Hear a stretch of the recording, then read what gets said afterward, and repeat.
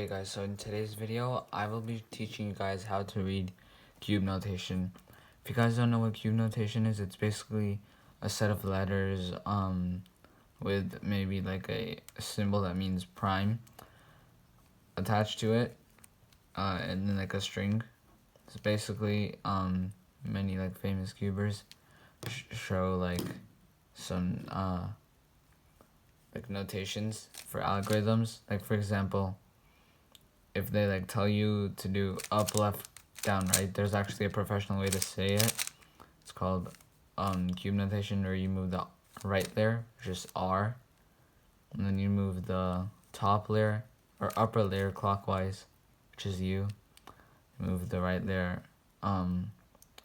anti-clockwise, which is R prime, and then you just move the top layer or the upper layer anti-clockwise, which is U prime.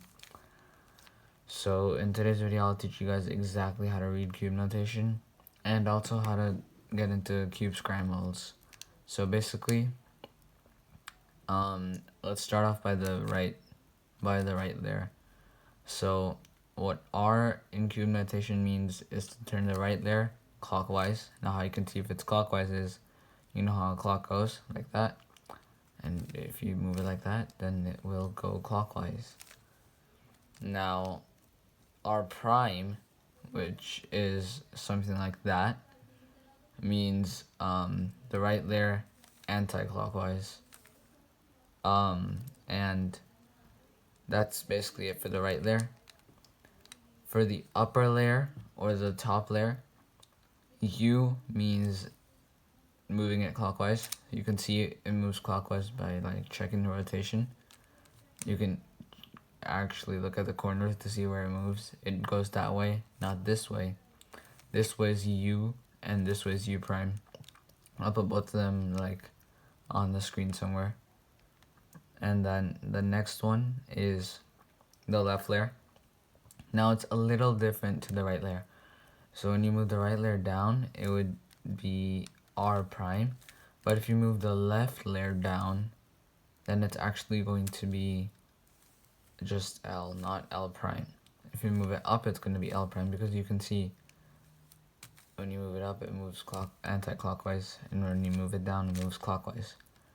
So that's it for the three most common ones. Now it's time for like some of the harder ones to do.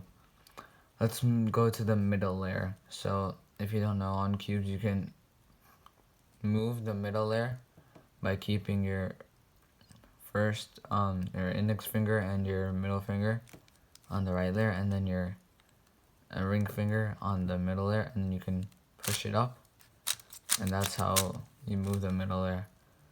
If you move it up like this, it is M prime, and if you move it down like this, that is M.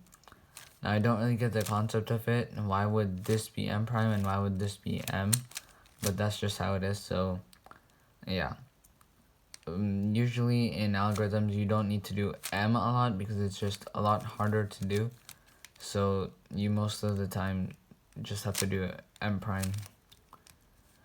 Now for the bottom layer, this will usually be titled as D, which is down. So it's weird how they named this upper and they named this down. Like if this is upper, then this should be bottom, right? And if this is down, then that should be top. It just doesn't make any sense. It's just weird. So yeah, I'll teach you guys how to do the bottom one now, or the down one, I should say. So D means moving the down one clockwise, and D prime means moving it anti-clockwise. Now it's kind of weird because you would think moving it with your right side would probably be clockwise and left side would be anti-clockwise, but for the back layer and the down layer, it's the opposite. So if you guys look at the bottom here, if we move it this way, just similar to moving it this way, it is clearly moving clockwise. So pushing it with your left one over there would clearly make it go clockwise. So that's D, and then the opposite of that, of course, is D prime. Now on the back layer, it's the same thing. You can hold your cube like this and press like that to make it go B prime, because you can see it's going anti-clockwise. and then over here when you go like that, it goes clockwise. Okay, quick edit. So I think I forgot to teach you guys about the front layer moves, which is F and F prime. Now that you guys know the hang of it, it should be pretty simple. F is going clockwise and F prime is going anti-clockwise. That was a quick edit in the middle of the video, so sorry. Now that's it for the cube rotations. Now I'm just gonna write a scramble down right there, and I'll teach you guys how to get into it.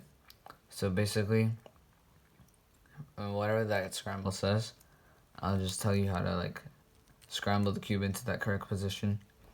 So basically, whenever cubers give you like a scramble, so you can try to figure out how to solve that scramble by yourself, you need to have the white side on the top right here and the green one facing you, and then you do the notation provided on the screen, I guess. So for this one, I'm just gonna make it simple. Now I'm actually gonna put that down right there, somewhere over here on the screen, and then you guys will be able to get into the same exact spot if you did it correctly. Like all of these pieces will be in the same spot. And now you guys can actually try to solve this if you want to. And I will solve it just for a quick solve on the video, because you know I always like to do quick solves in my videos. If you guys haven't yet, make sure to subscribe to the cubing channel. And I also have a main channel called Avange, and that's where I do my Roblox videos. I'm almost at 1,000 subscribers on that, so thank you all, whoever have actually subscribed, for all of the support. But yeah, we're really close to 1,000 on that channel. Hopefully this channel gets there one day. Okay, I kind of screwed up there if you guys noticed. Hopefully you didn't. But I will actually fix my mistake. Sooner, I might teach you guys how to solve the advanced method on how to solve the cube like faster, which is called F2L or CFOP. That's basically an advanced method. My first video was actually just the beginner's method. Okay, now that we're done with the first layer, let's go on to the second, or the top layer. Actually, we're done with the first and second layer, if you think about it.